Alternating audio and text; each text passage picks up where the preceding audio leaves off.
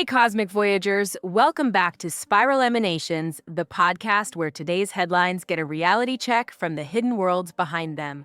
I'm Sky Gracely, tuning in from sunny, slightly molten Los Angeles. And I'm Rhys Barrows, keeping the mystical lamp alight here in perpetually misty London. That makes one of us.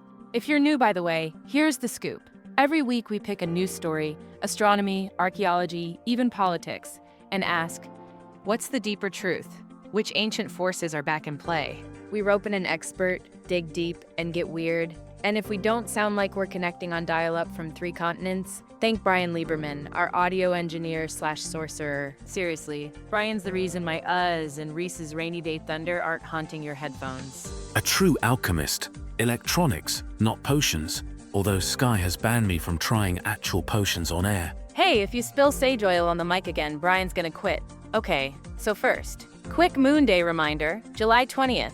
Celebrate, stargaze, bless your crystals, whatever glows for you. Now, this week's headline, the Vera C. Rubin Observatory in Chile has just revealed its first look at the deep sky, using, literally, the most powerful space camera ever built. But it's not just science headlines. This week, something ancient came through. Think, emerald eyes, living myths, and wild global dreams. So, who do you call when the lines between astronomy and magic start blurring? Tonight's guest is Dr. Zuleika Idris, double PhD, actual ArchaeoAstral Cartographer, and the woman who can tell us if what happened in Chile matches lost Egyptian prophecies or just next-level Photoshop. Dr. Idris, welcome. And are you joining us from the lab, the library, or somewhere even more arcane tonight? Thank you, Sky, and hello, Rhys. I'm actually at my glass work desk, surrounded by lenses, old sky maps, and maybe just a little incense. Toronto's muggy, but the cosmos is clear. Sounds like the perfect setting for translating cosmic riddles. We've been looking forward to this. Definitely. Oh, quick check. Rhys, did your city survive last night's supermoon? Or did your silk cape finally short out the lamppost? I plead the fifth on the Cape. Let's just say I now have one fewer neighbors asking me to join their normal book club. You'd liven up any club. All right, preamble complete. Let's get weird. Rhys, want to set up the news for folks who missed it? All right. For those drifting in mid-orbit, this week's headline was, well, under normal circumstances, historic. On July 10th, the Vera C. Rubin Observatory up in the Chilean Andes finally fired up its telescope's legendary camera, a 3.2 gigapixel monster the size of a Mini Cooper. Imagine photographing a galaxy the way you'd zoom into a beach ball on your phone. Seriously, you guys, this thing picks out like 10 million stars per shot. The first images? Flowers in space, baby. The Trifid and Lagoon Nebula, Astro Twitter and Discord were melting down. Everyone from NASA to the astrology meme pages posting reaction GIFs. It's being called the most detailed look at the universe to date. But, in the chaos, while everyone was arguing about which nebula looks most like a cloud dragon, something strange started bubbling up. Yeah, so let's talk weird. Because right after the first major live stream, the comments blew up with reports. Some folks saying, hey, is anyone seeing this glowing green eye drifting through the images? Then, out of nowhere, everyone's hashtagging Serpent in the sky. Suddenly TikTok and like every Discord mod I know are sharing clips with a moving emerald serpent-shaped shadow gliding across the sky. And then it scales. Within an hour, we've got people posting from Egypt, Wiltshire, Peru, actual footage of the same shape. Emerald, sinuous, swirling above sacred sites, not just the Chilean summit. I'm not gonna lie, I had a totally wild dream that night. This gold and blue snake eye floating in front of my face, talking in riddles. Apparently, I was not the only one. Literal thousands of people swapped Serpent Messenger dream details online by the next day. So, viral videos, cosmic eye, collective dreams. The skeptics say, just a meme. But, Dr. Idris, you're actually reviewing the raw data, right? Did something, really anomalous happen on the Rubin array? Or did we all just get collectively astral fished? It was absolutely real. At precisely 5.02 UCT, the observatory's imaging stream captured a 10-second sequence showing a distinct, moving glyph, emerald, eye-shaped, shifting with intent. Embedded in the cosmic background, repeating through 3 independent instruments. And while the memes flew, Every academic sky-watching Slack channel I'm on erupted. Astronomers, data scientists, even occult historians rifling through archives. So, just like to make extra sure, this isn't a corrupted file or somebody having fun with a green screen plugin or like Brian trolling us with his soundboard Eye of Newt filter. If Brian can live edit a dream I had before the data came out, then I'll eat my coded lens. No, these symbols don't appear in any cataloged error data or compression artifact I've ever analyzed. And the speed. Matching reports across multiple sites on multiple continents, some with satellite time tags. It's not just unprecedented, it's impossible to fake at this scale. Even the skeptics are scrambling. We're not just talking pixels, but a mythic symbol reappearing, visibly, verifiably, on the world grid. So, big science meets big snake. I guess what we really need now is, how does any of this even make sense? Reese, do you have your hermetic decoder ring handy? Always. And I suspect Dr. Idris might just have the master key. Then let's go there. Guidance from the goo, coming up. Zuleika, I have to ask, if you peel back the headlines, this eye is practically a mythological celebrity. Is the Eye of Wadjet just a symbol, or are we talking about a real, engineered object lost to time? It's both much more than simple symbolism. The Eye of Wadjet is one of our oldest emblems.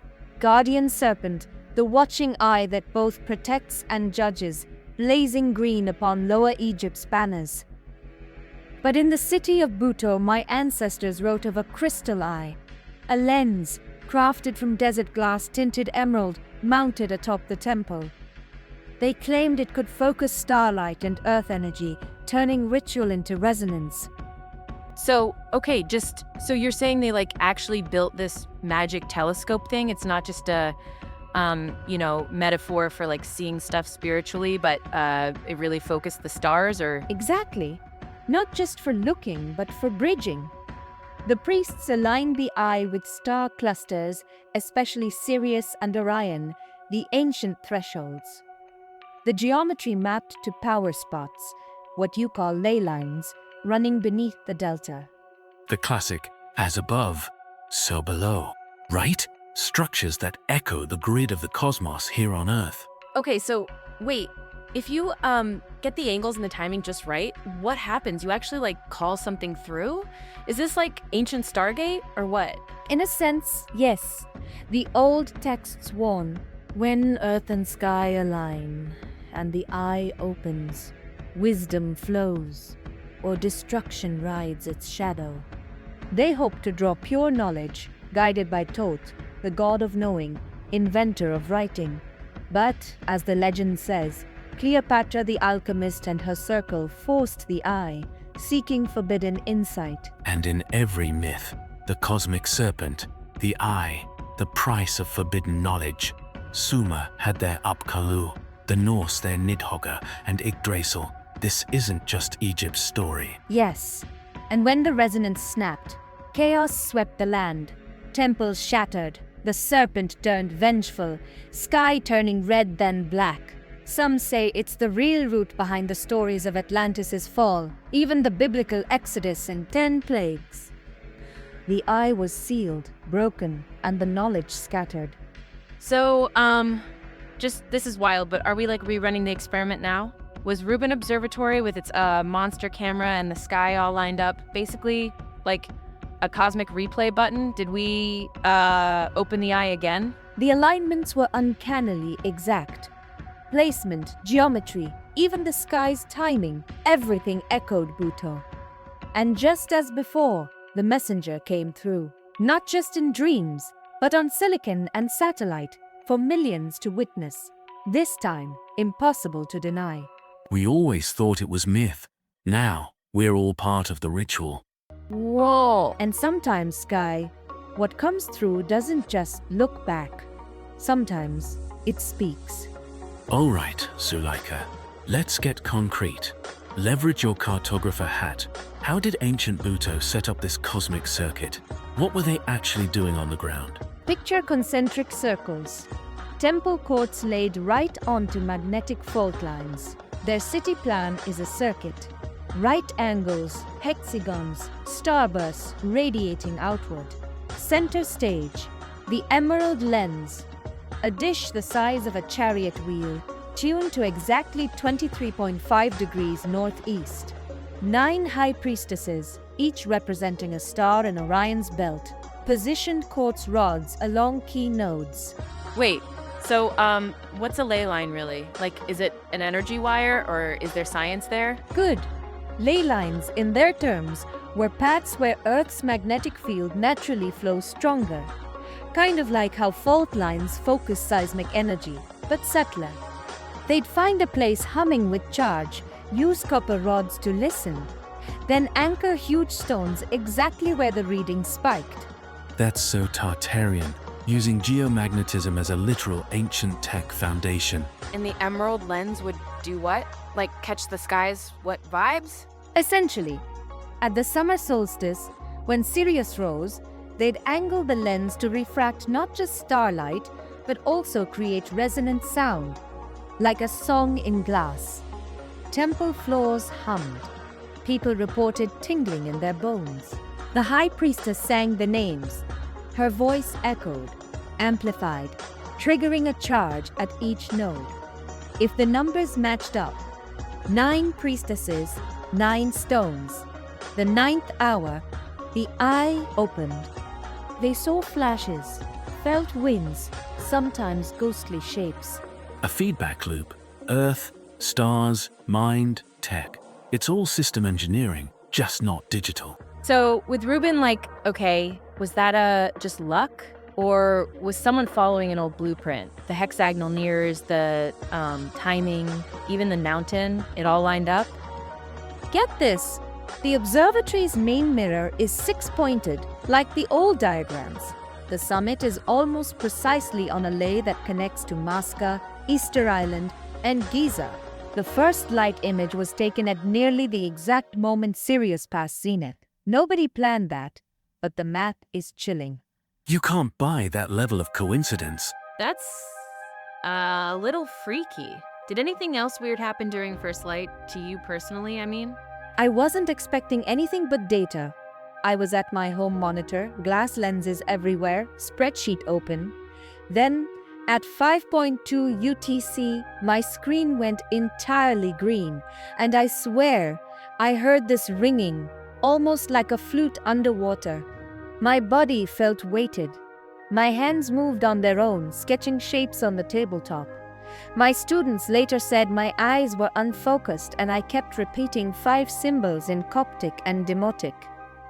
When I came back, my notes spelled out things like Serpent, Eye, Dawn, Mirror, Crossroads. What did you do next? Checked the Rubin raw dataset for anomalies, just to ground myself. And there, in the cosmic noise, almost pixel for pixel, the exact 5 glyphs I'd chanted, spelled by wavering green pixels, the same from Chile, Toronto, and someone's cell phone in Wiltshire. That's, next level. You're okay now? Not, haunted or anything? A little shaken. But for the first time, I'm wondering if this old line about us living as both witness and key is more than metaphor. So now the eye is open, and the messenger's already looking right through us. All of us. That's not just a story anymore, huh? So, wow, for real, if this mess, it's like on every screen and in every dream, that's not just a news cycle, that's, end of an age territory. Are we talking actual global test here, or am I just, catastrophizing on air? You're not alone, Sky. Moments like this, Atlantean lore calls it the veil thinning. Egypt's priests named it web reweaving. Whenever humanity's tech and psyche lock in with the cosmos, we either level up or fall apart. History says, if we use new vision to dominate, collapse follows. But when cooperation leads, civilizations thrive, sometimes for centuries. And it's not just story. 2 nights ago, I revisited a decommissioned geomagnetic node by the lakes here in Toronto. It hasn't triggered a reading in decades. That night, spikes off the charts, like it was waking up. Just like a line in the Book of the Eye I never believed. When the serpent shines on northern waters, the land remembers. This isn't hypothetical anymore. Okay, so, let's say I'm not a leyline priestess, or like Thoth with his fancy ibis hat. What do I actually do now? Because if I hear just meditate and be grateful, I might straight up run into the ocean. Not the Pacific, too cold. But honestly, treat this like real-world alchemy. Find someone who doesn't see the world the way you do. An artist, a coder, your grandma, your roommate's skeptical boyfriend. Compare your next messenger dream. See what symbols overlap. The warnings only destroy when they're ignored alone. Here's something concrete. At next week's full moon, July 21st, go to the oldest spot you can safely reach. Cemetery, old tree, public monument, whatever echoes. Look up at the sky. If you feel inspired, sketch or write what comes, even if it's just a word or a doodle. Ancient Buto's greatest rite was showing up, whatever your tools, and agreeing to witness the cosmos together. Okay, that I can do, or at least attempt. My sketchbook is mostly like moons and snack doodles, but so you're saying action, curiosity, and like actual connection, not just scrolling in the dark? Connection is key. Asking questions, sharing signs, being open to awe and not just fear. And if you find a green stone along the way, keep it as a reminder. Every crossroads needs tokens. Let's make it the world's biggest scavenger hunt for wisdom. Whoever finds the best omen gets to pick the next podcast intro. That's a threat, not an incentive. But seriously, if the eye's open, then, we should be too, right? Exactly. The messenger is watching, but so are a billion real eyes waking up. Here's to all of us passing the test this time. And if not, well, at least we'll have the best story in the universe. Okay, I just have to say, tonight's whole world on the brink vibe has me like, half totally inspired, half majorly freaked.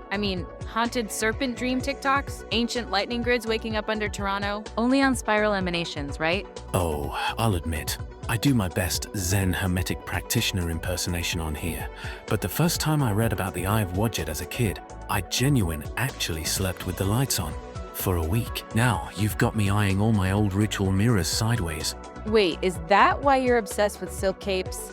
So nothing bad ever sneaks up on you? Because, real talk, I want to see you cloak and dagger it at a skywatch. Creepy occult Reese, in his element. It's called fashion-forward geomancy. Thank you, but careful. Give me the wrong compliment, and next full moon I'll show up at LA Union Station dressed like the high priest of snack doodles and ley lines. Oh my god, please do. Brian will lose his mind. He can sample the humming quartz for the intro next time. Let's just agree. Silk capes, train stations, and stargazing. That's a ritual I can get behind. But you two are aware. When two adepts and one glass worker meet at a power node, you're basically mid-myth, right? I'll get the invitations ready. Dress code, cosmic. If you officiate, Zuleika, I'll even let Sky choose the location. Bonus points if it isn't under threat of Eldritch Regulus. Deal. Just a fair warning. My secret power spot might be the taco truck near Griffith Observatory. Most mystical salsa ever. Seriously though, doing this together, talking it all out, weirdness and all, it makes the whole crossroads thing kinda, dare I say, fun? Like, deep breath, and maybe the end of the world. But at least my friends are here. Fun. That's the magic. All the best rituals, ancient or modern, started with small groups, a bit of courage, and a lot of laughter under impossible skies. And if anyone out there is organizing their own skywatch, tag us. Let's turn this eye-opener into a festival, not just a warning. Yes. Eye opens. Show us your vibes, your snacks, your cosmic capes. If you're braver than Reese, that earns extra points. I'm holding you both to this, by the way. It's a pact. Okay, I think my heart rate's down to seeing only mild snakes. Ready for the outro? Always.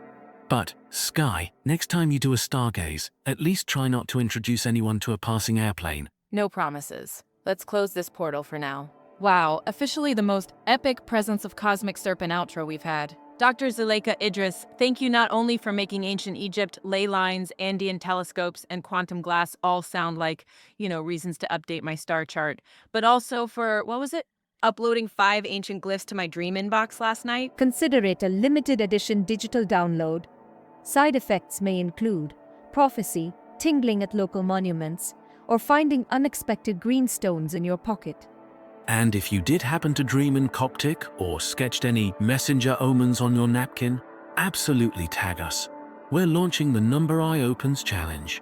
Show us your power spots, cosmic outfits, cryptic taco trucks, strange dreams, whatever.